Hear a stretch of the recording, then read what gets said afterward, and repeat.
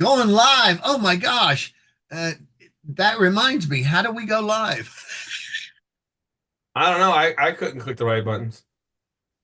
See, this is Oh, what we're yeah. talking about today is like we expect people to understand basic stuff and they just don't sometimes. Um, Scott was talking about somebody who didn't know how to pour water out of a bucket. And you would think, seriously, wouldn't you think that almost anybody you know, even if they're a kid, would understand that you need to throw the water out of the bucket before putting it in a big van that's going to splash everywhere and Or get on they your just can't gear. do it. They can't do it. Another example we came up with today is, several people. If you've ever been into an event, we've done thousands of events, uh, trying to open a table, just any table, but I mean like the one you'd get at Walmart or any table at all, and they just take an hour to open or close a table, and sometimes you wonder, and I understand too, because there is a learning curve to a lot of things. Um, Scott, pull up that stand that you had a second ago. Just put it up here, and Oh, the stand? just Hold even, on. yeah, the stand. Look, now, Hold on. so we assume at an event, if you're going to an event, whatever your job is, that you will be able to do that. So he might tell one of his guys to put this stand up. Now, if you've never put a stand up, there's little clips, there's all kinds of things. There's a little learning curve. Uh, but sometimes we expect, as people who hire people, if they have a job, let's say this is their job, to bring in equipment and then bring it back and put it in, the safety so it doesn't break. We want it to come back to each individual, and we have hired this person to carry in and out our props, whatever they are, and we assume they're going to be able to do that. But where do we draw the line to say, is this guy smart enough for this event? Especially when it gets down to, can you pour water out of a bucket? Can you Yeah. take a table that we all have to have at the event and put it up safely so the equipment we put on this table doesn't fall down and Yeah. break? And if you put too many heavy things on one side, it could fold in the middle and break whatever like an Right. expensive printer or something, right? Right. There is a limit. Also, yeah. And we're assuming, but also the cords, they have to be taped down. They have to be somewhere where somebody's not going to trip over them and knock that whole printer over just stupidly. So there's a lot to be known when it's setting up an event. And the question, I guess, we keep on asking ourselves, do why is So this so hard? What it, is so hard about common sense? And it's kind that's of like maybe it. Go if ahead. it makes sense to you, it doesn't mean it makes sense to everybody. And then is it patronizing to go over something is that simple, right? Like, oh, you don't know how to take water out of a bucket. I'm sorry, I thought that was pretty common knowledge. And it's like, well, where where is the younger generation at? Because there's that whole like, oh, I can do this. I understand how this works. And me, who's actually done a few things, is like, no, no, it doesn't really work like that. I'll give you an example, right? And this is a dynamic, and I don't even think most DJs understand, right? So just because well, are entertainers, right? So just because somebody has a lower amount of money to pay for in a gig doesn't mean their expectations are any lower. Like those two things, what do they call that? Complex equivalence. One has nothing to do with the other. Okay. So, and the reason I bring that up is because when I was talking to one of the guys, he's like, "Oh yeah, just get me a bar gig. It pays lower, and I'll be able to get the experience." That's fine and dandy. And as an outsider looking in, you may think, "Oh, a lower paying gig, I'll be able to have some practice and be able to play out in front of people with less pressure or less demanding." And well, that's not the case at all. And in fact, there's so many different factors that you could get rainstormed on that you won't even be paying attention to. So first of all, a $300 a gig night, there's probably a bunch of vultures waiting outside looking to cut your throat in order to get that $300 a night gig, right? And what does that mean for you as a performer? That means that you're going to have to be able to deliver an excellent, service, or be some sort of like cool kid on the block delivering, the coolest music that everybody wants to come by and listen to. And on top of that, be GQ, smooth, because you want to be trendy and look good for the club promoter who's in there. And let's just say this place doesn't have a club promoter. Well, there's a bunch of wannabe club promoters that could be staff there. Oh, I used to be a club promoter and I know what a DJ is supposed to sound like. And whoever hired this guy, doesn't know what they're doing. Well, anyway, $300 to somebody and then have all that scrutiny, it's what makes somebody good, right? So be able to get through whatever that strainer is how you good. It's not like, and there are places like maybe a roller rink or something like that where you don't have to be like super on point all the time because they're roller skating, right? You don't have to create a dance floor. They're going to skate anyway. Like all you have to do is play the music. But when you're at a bar, they're expecting you to rotate a dance floor. Like, what does that mean? That means we're going to play one type of music for a little while and then switch up to something else. And then, like, how fast can you do it to get people to the bar and then, create ebb and flow? These things develop over time, like to a point where you just have to feel the room and decide what's best, right? And that's how these, older guys have been able to last so long, because they know how to rotate a crowd. They know how to get on the microphone and say, make sure to tip your bartender. And what does that do? If you say get on the microphone and tip your bartender, the bartenders like you because the other guy didn't say that. Like, I'm making more money because the guy kept getting on the microphone and saying that we need to make money. So there's all these different things, right? And like, if you're just learning and you think a $300 gig is going to be good for you because you're going to get some experience, that is not the case. You'll be out the door before you have time to even, turn the door, get the door open. You're in, and now you're out. You don't even know how that happened. And then, are you, if you want to be good, are you grinding to get more? Are you turning into the vulture that's on the outside looking to cut somebody because I want a gig and I'll do anything to get it? And oh, I went home and practice and then start, telling everybody else how bad they are because you want that gig, and like, oh, they're nowhere near spending as much time practicing as you, or getting the newest music or whatever, right? Or learning how to produce. And that all comes with the $300 gig. So I don't know. And to me, that's pretty common. But I guess to somebody who hasn't been in the field wouldn't think that was so common. So then that's what leads to the whole Dunning-Kruger effect, where you think you know more than what you know because you haven't been in it, right? And that's where the kind of common sense comes in. So that's that. And then I've explained this to this person at least 3 different times. Like, they get, oh yeah, it just depends on the club. Oh, it just depends on where you're at. It just depends. Okay, since you know so much and you've never done it before, don't take my advice. Think it's so easy. If you think it's so easy, by the time you've done it, you'll realize it's not. Let's go back to the learning curve. Okay, everything you just said was a learning curve. Basically, you get in there and you find out that the elder, more experienced people are putting in, trying to keep everybody a happy. It's like a 3 or 4 tiered show. If you're doing a show for different audience members, let's say different age groups. So you're doing different tricks. You're throwing in comedy for this group. You're doing magic for this. You're doing skill juggling for this. And you're keeping everyone in a mixture happy. And that's the same thing with the learning curve with a DJ. How do you keep everybody in this whole scenario where you give them all some time so that everybody likes you, so you're an all around good entertainer, helping the crowd, getting the tips, and making that people want to come back to this establishment. Now, those are big learning curves. What we started out though is, when do like you or me, Scott, Yeah. I know I come went in on a here tangent and there. expect Yeah. something from people that should be very common. Like, I was going to give you an example, like when I send out a ballooner or a face painter or any kind of thing that gives out something, I don't care what it is. It could be popcorn. I don't care. If you're giving something away, usually 90% of the time you're going to have a line, because most people want something free. You know what I mean?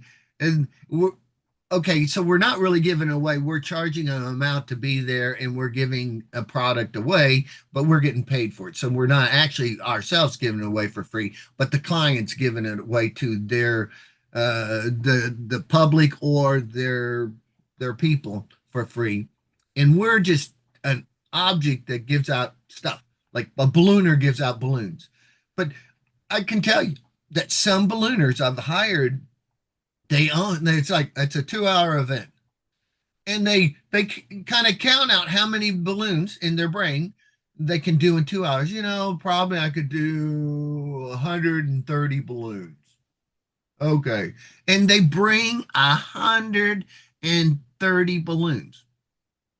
Now, let's just say they didn't close their line right, or let's just say some of their balloons pop, because that happens. You never know. And Or if the whatever. client wanted to extend, And then yeah, and if the person says, you could get another hour right now, you're already there, and you could get a lot more money.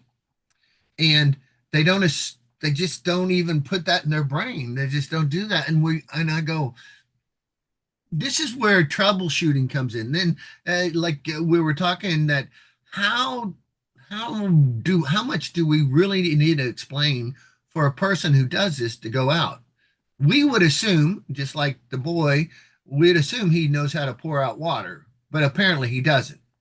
We would assume that somebody can open and close a table, and truly, it's not true. A lot of people can't, or it takes them 30 minutes to even friggin' open it and close it. Uh, so, yes, there is a learning curve to almost everything in the world. But the problem is, some of the people come up and the same damn table, sorry, damn, but same damn table, they still can't open it after 5 events. It's like, what is this? And this is when I both of us question, is this person right for the job? So, Mhm. uh, and the common thing is, the other thing is, why don't they understand? And this is another thing what professionals do, like Scott and I or something, whatever event we have, we usually we don't carry it into the event, but we have it in the car if we know it's very important. Like if he has a thing he has to have a mic for, he'll have a backup mic just in case. Because if he doesn't, that whole event is pretty much wasted if he doesn't have that mic, because he's going to get in trouble for that, because they expect a mic. So he's got to have one that works. And if you don't have that, and another thing like stupidity, okay, like a DJ doesn't bring an extra cord with him in case he's not close to electricity. What is that? Or this goes for the same thing for a character artist who has a light, and they need electricity and they don't carry an extra cord in their car. They just assume.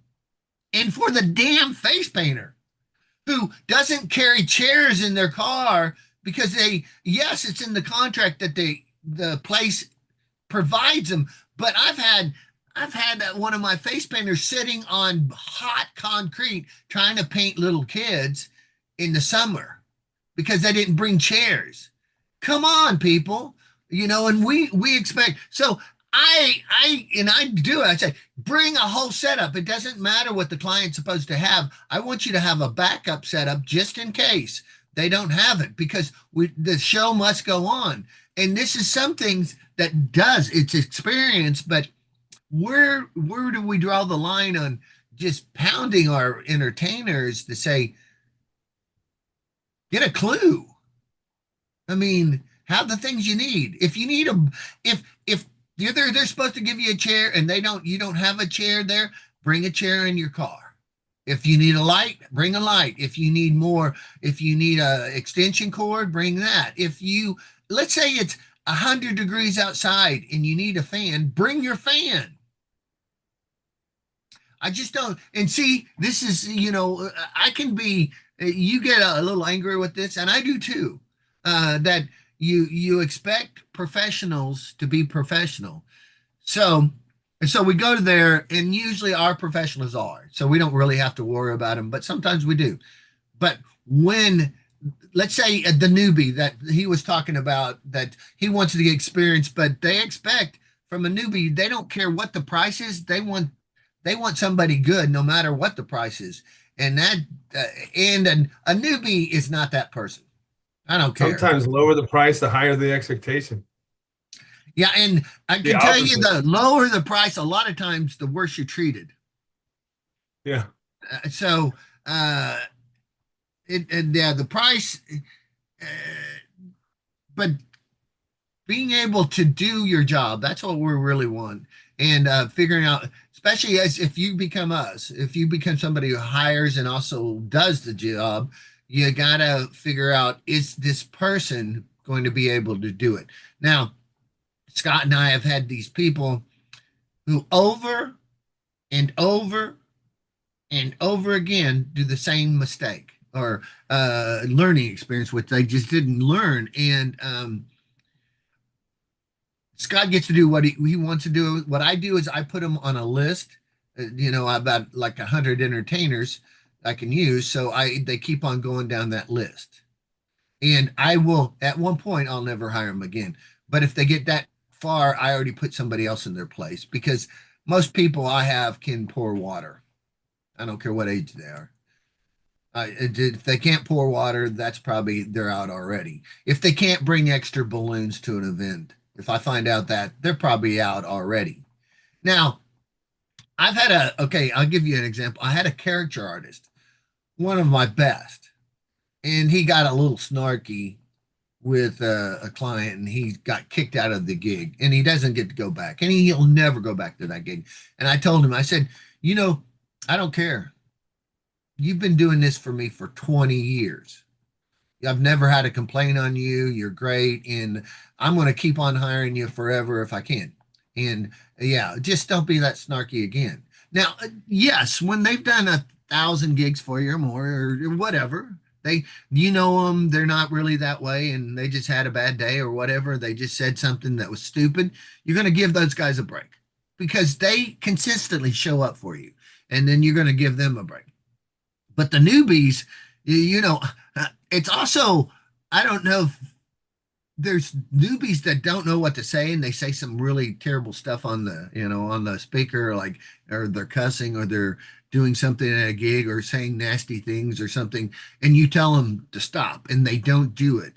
That's the guy's being fired. I'm just not using that guy ever, ever, ever, ever again, unless there's hardly no way in the world, because that's the kind of guy who's going to lose your business. The guy who's going to be sued at an event, somebody who can actually, or they do stuff that's dangerous. It'd be like a hypnotist getting somebody up. In the olden times when you had a stage hypnotist, they would get two chairs and they would put somebody in the middle, and they would hypnotize them to be stiff and rigid, and they would step on them, and they would be stiff and rigid. But some of the people broke. So that's why a lot of times that the insurance, or people won't even do insurance on the hypnotist. But that's just stupid. Even though, and I don't know if anybody's still doing that, but they used to do it. So liability for us, because it's our company that's going to lose, even if it's because we put the entertainer out. So Yeah. be I mean, looking, if these people that you hire don't do the things. It'd be also like if you're an agent and you find out that somebody gave out their card at your event, then they would be blackballed, or you just wouldn't use them, or you can blackball them. You can call, I know, 84 other agents. Yeah. or if you go to an event and sell a different service. Oh yeah. What And the I've had hell? that happen too before. I had an entertainer who was also a financial advisor, tried to get my client, and he was in Yeah. to sign up for financial advice from him at the event where he was supposed to be a magician. Yeah. So it's kind of like if you ever knew anybody that was a life insurance salesman, everybody becomes A a client. target, right? Like You're gonna die LB, right? somewhere. So yeah, that was something that I had where somebody else, most of the DJs at work have like a day job or something else that they do on the side. So I had brought up to this person not to talk about their other business when they're at anything for me, because that would be a conflict of interest, because you're out there doing something for me, and like let's say you hand out a business card of a different business, that then becomes awkward because again, I spent a lot of money to put you on this gig, not for you to pick and choose who your leads are. Like if you don't know anything about marketing, that's on you. I can teach you how to do that, but you don't turn your side business into your front business just because I put you somewhere. And especially when you've been warned not to do something like this. And then I got an email saying, "Oh, I need this guy's number because not don't worry, it's not for DJing, it's for something else." You mean after I told him not to do something? And that was another conflict of interest too. Like I have a very big corporate account, and then this person actually does some work at the competition's corporate account. So but not for DJing, right? For something else. And I told him, I was like, if you ever go to one of these events, you just don't bring up your other thing because you're just there to DJ, right? So I don't want confusion. Well, that was ignored. And well, anyway, c'est la vie. But again, all these things are based on, even me as a marketer, and I do DJ for other companies from time to time. I wouldn't bring up, marketing to somebody, or sell my services of marketing because I was there DJing for somebody else. I mean, most businesses could use marketing advice or whatever, but I'm there to do a job. Like, like, I'm not there to sell my other business. Like, so yeah, common sense isn't so common. Like and especially you could have a piece of paper, right, that says don't wear stonewashed white jeans to a wedding, and then sign that piece of paper, and then it still freaking happens. Like it's just a piece of paper saying that you're just a no good human being, or don't respect my wishes even though you agreed to them, and then you just don't work with them moving forward.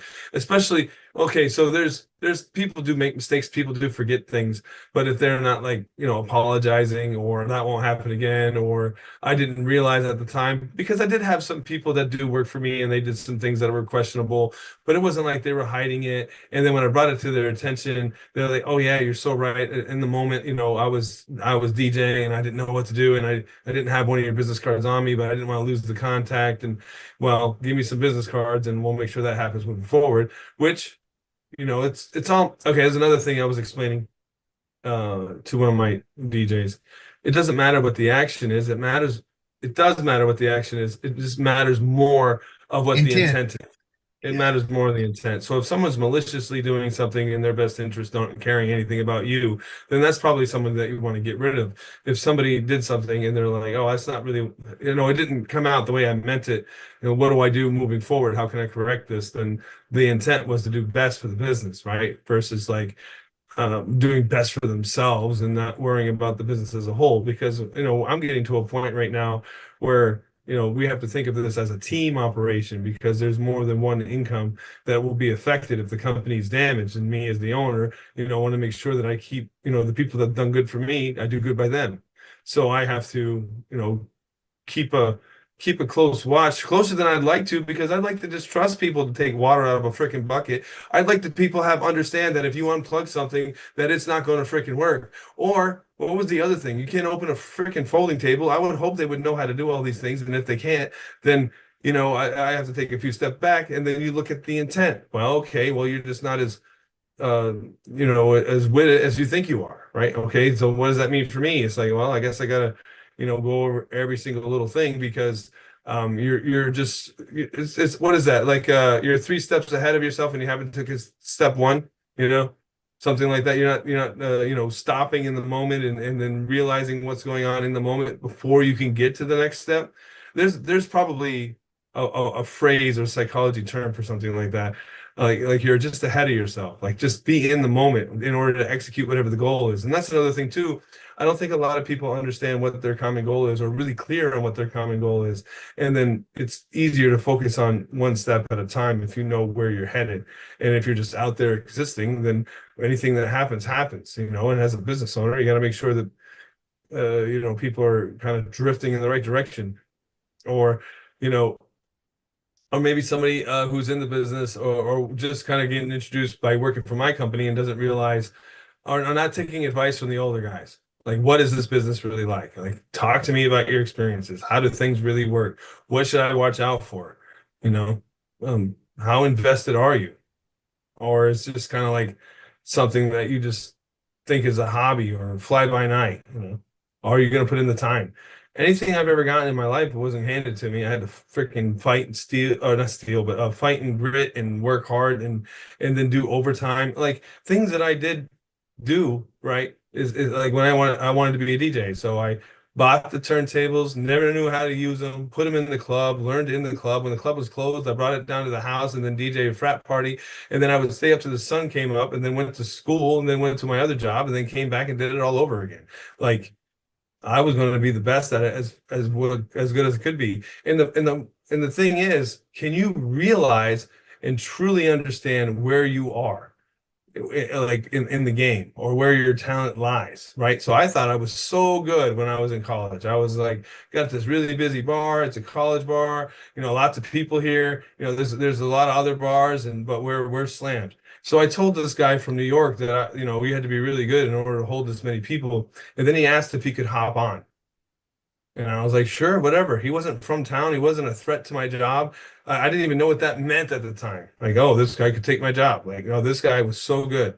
He was so good. In fact, I will never forget this day, ever, because he hopped on. He took every single one of my records and he ran through them in like 15 minutes. And that for me, it would take like a whole night, and that would have lasted me all the night.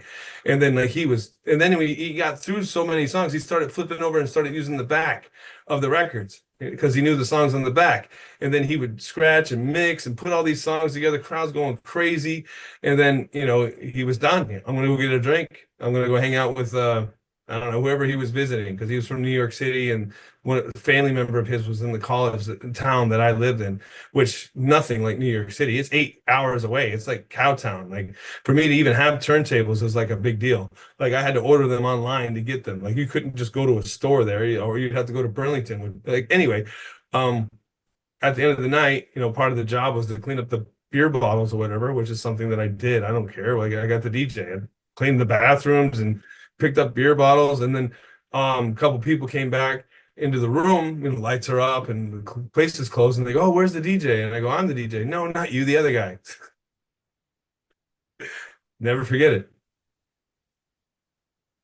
Well, okay, so that is where with that, there's two things with that. Mm, If you want to keep your job, you're probably not going to hire somebody three times better than you to take your job at the same time, because they're going to want the other guy. They're just going to want the other guy. They're not going to get the other guy for the same price, but they don't care. They'll pay a lot of times that price to get the other guy because they brought so much to the table. Now, that was at that point for Scott like a learning experience that really kicked his ass. And he said, "Oh my God, I've got to get so much better if I'm going to be in a room with this kind of guy." Now, that's the same way with all the painters, all the ballooners, all the jugglers, everything out there that's professional. They got to figure out where they're at, put their price at where they believe they're at, and hold on and do the best they got with everything they have. Okay. And that was a real good learning experience for Scott there. But this is another thing we're talking about right here is when we're hiring people, they come out and they don't know until they know. And that was the same way with Scott. Scott, and I can tell you when I came out of college, I had the biggest head. And when I came out of college, I just won a scholarship. I was the person to be like because I worked so hard in college. And everybody I worked for in the industry was 10 years where they were 10 years older than me in the industry. And I just started out as the new hot dog, because I had all these skills out of college. I could ride a unicycle, I could juggle, You're a I hot could do dog. monologues. I just, and I was really just a new kind of thing, energy. I was the highest energy in Dallas Fort Worth area kind of area.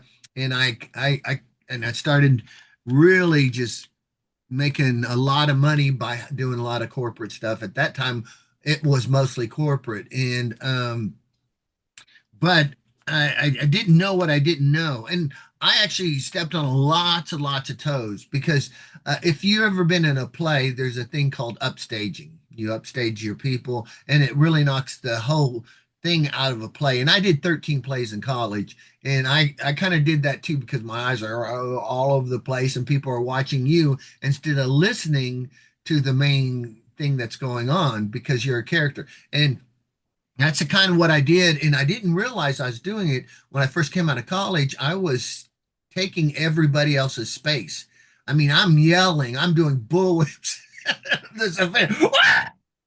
I'm going like that, Thanks, and guys. nobody can't hear me. I mean, in in other entertainers started not liking me because I would take their space, but I didn't even realize at the time I was taking their space. I was so just energetic and hyper. And anyway, after 10 years, I learned, not to do that. I mean, it is experience after a while just to understand where you're at.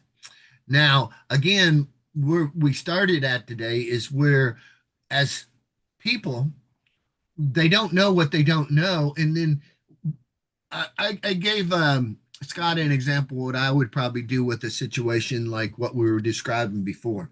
Let's say, let's say you or me or Scott, and you have like 10 or 15 people you work with a lot. And I said, throw a party and make it, it's not pushing anybody or shoving anybody, but you bring that table out, that table that nobody can open. You bring it out and you do it. You open the table, and everybody on your team opens that damn table and puts it back up. No exceptions. And when they can't pour water out of a bucket, you make everyone get water, put it in a bucket, and pour it out.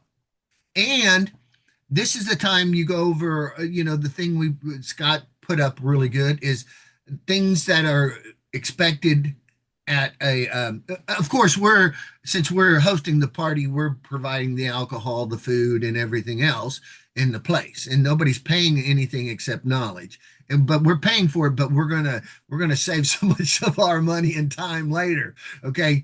And if anyone at that gig cannot open that table before they leave, that they're not coming back. You're knocking them out. In the same way with the water, some things are expected. If you can't do these things, you're not good enough for our team. And that's not, it's just you're not smart enough. And I can't have somebody at a gig that's a liability that could hurt somebody if they don't know those two things.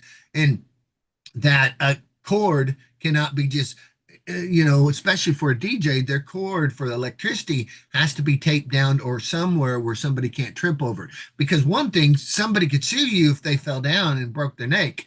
But the other thing is you could lose a $2,000, $5,000 equipment with one pull of that, and when it fell onto the floor and crashed. So these are just common things you wouldn't want to know. Or if you've got, some kind of fire or something when you're juggling as a fire juggler, you got to keep that out of the public, because if somebody comes over there with a lighter and they or a match or something blows up the entire place, you got to keep safe. It's just common things you got to know for whatever you're doing. Now, if it's not your job, you don't need to know how to, rewire a system. You just need to know that you got to keep the wires, not somebody so they can get hurt. You always have to look after safety. And so we do this. We do this so everybody on our team would understand. And Scott was saying for a second, is like, I don't want him to feel that I'm trying to demean him. I said, no, you're not, because one thing, you're making everybody doing it. You're doing it too, and saying these are the rules. Just like you can't wear this kind of clothes at these gigs. Now, I haven't uh, several accounts, but I mean, at country clubs. Now, I have characters like different characters that go to these, but their handler would go in there in jeans and they would look terrible. And I told them I'd have to fire them if they couldn't wear dress clothes, because they have a dress code at a country club and they weren't doing it. So if they don't want to adapt to the rules that we need at an event, then we don't need them. And the same thing is if they can't bring extra balloons to a gig and they're a ballooner. Here's another thing that happens. I don't know if this ever happens with you, Scott, but I can tell you there's several people who can do more than one skill. You know, A ballooner sometimes can juggle, and sometimes a magician can juggle, and sometimes a magician can do balloons. But you hire them. Okay, so you're hiring this specific person as a ballooner, and you hired this other guy to be a juggler, and you hired this other guy to be a magician. Now, I don't care who it is, but the other guy decides I like to do the other skill better, but they weren't hired as the other skill, and they start doing the other skill. Now, if you're hired as a all arounder to back up people, that's a different story. But if you are the ballooner and you decide I'd rather juggle and you don't do your balloons and you juggle, I wouldn't hire that guy back. Or there's, let's say there's 300 to 500 people and I hire a ballooner and I say, I only want you to do 1 and 2 balloons, just two, like a dog and a bear with a heart, a heart and a heart, whatever. I don't care. 2 balloons. You can only use 2 balloons at anything you do. But he starts using 3 to 5, and his line gets longer and longer. So it takes an average of 30 minutes to get through that line when it would have taken 5 minutes. And so I won't hire that guy back either. I don't care how good he is, but he has to be able, because I'm sure this happens with you. If the person doesn't do what they're supposed to do, it knocks out the whole event. If the lighting person decides he wants to do a different kind of lighting than you wanted because he's more fancy, and we're going to do these sparkles here, and we're going to do I the mean, whatever, yeah, something like I, that, and it knocks out the whole caboodle of the whole I'm gig. very particular about the team, what their skill set is, and what their responsibilities are. I mean, I haven't run into that too much, but I think I preset so I don't have to worry about that too much. That's exactly why you I have think that. I, That's I exactly think why you have that conversation with everybody at the same time. So you're not putting it on anyone. You're just putting on everyone. As the team, you have to do whatever you were hired to do, not some other job that yeah. you would Oh, well, prefer to do. I guess we do have that, but like some because they're all DJs, but sometimes I hire them to be techs, so they tech for other DJs or all within the company, and sometimes they just rotate who's the DJ, and the other person will tech for them. But it's not like we ever run into any issues where somebody wants to be on, take the limelight or whatever. But I could see how that could be. But again, if you guys want more education on emotional intelligence, I teach a whole class, and I can teach you how to avoid the potholes that could lead to a potential like situation what he's talking about. Right. So that's why the troubleshooting, we call it troubleshooting, basically going in there, and you don't have to make them look stupid. Just say everybody needs to know this. This is common knowledge we all have to know. And if you can't do this, you can't be So this. I have my own opinion on. I Okay. understand what you're saying, and I understand. For this situation, that'll probably need that. There have been things in the past where I was, hey, you should write a company email to everybody. So we only had this one person do this one thing, but not to make the person feel excluded or whatever. I'm like, screw that. This one person is the only one doing it. I'm calling them and telling them what they did. I don't need to write a Oh, whole freaking company newsletter. I Like, agree. I totally agree with that. I mean, I would go with you on that. What I Like, was saying is I if mean, there when is, I okay, have hundreds of employees, there's like 10 of them, then I might need a company you're right. newsletter. No, But I totally agree. If it's a isolated incident you just want to do, you go to the isolated fact and just deal with that one first. But if it's occurring everywhere, and I was just saying in general that your people need maybe every once in a while just a refresher of all of the things in. So because okay, for example, some people, probably a bunch of people, Scott, and I hire have been performing 20 years or more, and they have their own set thing. And sometimes they forget on our gig, they can't do certain things. For instance, some people can drink at their events, like, if they're a DJ, somebody's doing it in a bar or something, they get free drinks or whatever it is. It doesn't matter. But it's more common in our industry than I think it right, would be yours. right. In my industry, I say I don't care what you do with anybody other, but if you do any of my gigs, no drinking allowed at all, alcohol. You can drink water and stuff. You can drink sodas, but you can't have alcohol at my events, and you can't be drunk before the event, so or on some kind of drugs or whatever. So if I find that, you're pretty much out. I did find that I had one of my entertainers who was an artist said it relaxes him. He likes to have a glass of wine before, and I say, well, I don't care. You can't do it at my gigs anymore. And I'm because I was about to, but again, when they don't know your rules and then you tell them, and then when they do it, so it's basically you put up a boundary, and if they cross the boundary, then they don't care about your boundaries. You know, and but we also go in there that are they smart enough to know? But when if they're too stupid to know your boundaries after you tell them 3 to 5 times, you don't want that person because if they're that dumb and they can't understand it, then they're a liability. I Think they mean, can not take only water for out of a that, bucket? but for other things. Go ahead. I said, do you think they can take water out of a bucket? I would assume most of my people could take water out of the bucket. Yet, I don't know if they could open that table.